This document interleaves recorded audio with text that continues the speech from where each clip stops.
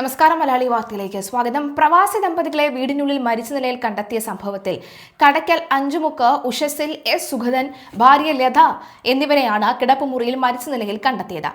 ഭർത്താവായ സുഗതൻ ഭാര്യ ലതയെ ശ്വാസം മുട്ടിച്ച് കൊന്നതിന് ശേഷം തൂങ്ങി മരിക്കുകയായിരുന്നു എന്നാണ് പറയുന്നത്.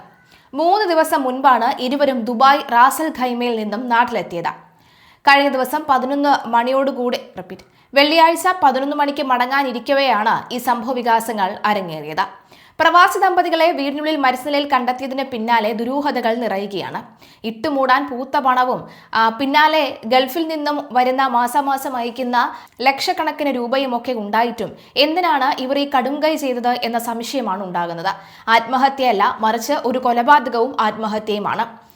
4 ദിവസം മുൻപാണ് ഇവർ ഗൾഫിൽ നിന്നും നാട്ടിലേക്ക് എത്തിയത്. അതിനുശേഷം അവർ തിരിച്ച് വീണ്ടും റാസൽ ഖൈമയിലേക്ക് പോകാനായി ഇരിക്കുകയായിരുന്നു.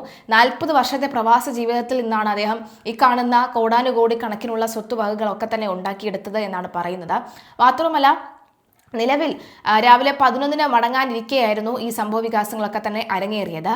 ബന്ധുവായ ഏറ്റവും അടുത്ത ഒരു ബന്ധു അച്ചാറുമായി ഇവർ എന്തായാലും ഗൾഫിലേക്ക് തിരികെ പോവുകയല്ലേ, അതുകൊണ്ട് കുറച്ച് അച്ചാറൊക്കെ ഇട്ട് കൊടുത്തു വിടാം എന്ന് കരുതി അച്ചാറുമായി വന്നപ്പോഴാണ് കതക് തുറക്കാത്ത നിലയിൽ ഇവരെ കണ്ടെത്തിയത്. തുടർന്നാണ് പരിശോധിച്ചപ്പോൾ ഈ കതക് പൂർണ്ണമായും ഫ്രണ്ട് ഡോറും ബാക്ക് ഡോറും എല്ലാം പൂർണ്ണമായും കുറ്റിയിട്ട നിലയിൽ കാണപ്പെട്ടത്. ഉടനെ തന്നെ സംശയം തോന്നിയ ഈ ബന്ധു പോലീസിനെ വിവരം അറിയിക്കുകയും പോലീസ് ഉടൻ സ്ഥലത്തെത്തി കതക് കുത്തി തുറന്ന് നോക്കുമ്പോഴാണ് താഴത്തെ കിടപ്പുമുറിയിൽ മരിച്ച നിലയിൽ ലതയും മുകളിൽ തൂങ്ങി മരിച്ച നിലയിൽ ഈ ഗൃഹനാഥനെയും കാണാനിടയായത്. ലതയെ ശ്വാസം മുട്ടിച്ച് കൊലപ്പെടുത്തിയ ശേഷമാണ് സുഗതൻ ജീവൻ ഒടുക്കിയതെന്നാണ് പോലീസ് പറയുന്നത്. സുഗതന്റെ അമ്മയും ഈ സമയം വീട്ടിൽ ഉണ്ടായിരുന്നു. മൃതദേഹങ്ങൾ ബന്ധുക്കൾക്ക് വിട്ടു നൽകി. സംസ്കാരം പിന്നീടാണ് നടക്കുന്നത്. കരാറുകുന്ന് സ്വദേശികളാണ് ഇരുവരും. വർഷങ്ങൾക്ക് മുൻപാണ് കടയ്ക്കലിൽ വീട് വെച്ചത്. സുഗതൻ 40 വർഷമായി റാസൽ ഖൈമയിൽ കൺസ്ട്രക്ഷൻ കമ്പനി നടത്തുകയാണ്. ആറ്റിങ്ങലിൽ ഒരു ബാർ ഏറ്റെടുത്ത് നടത്തിയിരുന്നു. മകൻ ഷാനിത്തിന് പിന്നീട് ചുമതല കൈമാറി. സാമ്പത്തിക ഇടപാടുകൾ സംബന്ധിച്ച് തർക്കമുണ്ടായിരുന്നതായാണ് പറയുന്നത്. അത് മകൾ അശ്വതി, മരുമകൾ വിദ്യ എന്നിവരാണ്.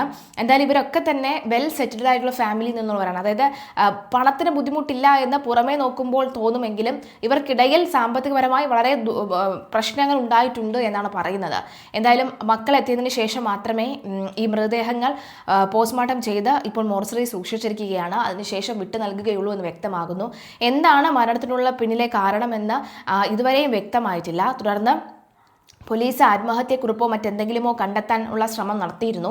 എന്നാൽ അതും വിഫലമായിരുന്നു. എന്തായാലും മകളുടെ അടക്കം മൊഴി ഇപ്പോൾ രേഖപ്പെടുത്തുകയാണ് എന്നാണ് വ്യക്തമാകുന്നത്.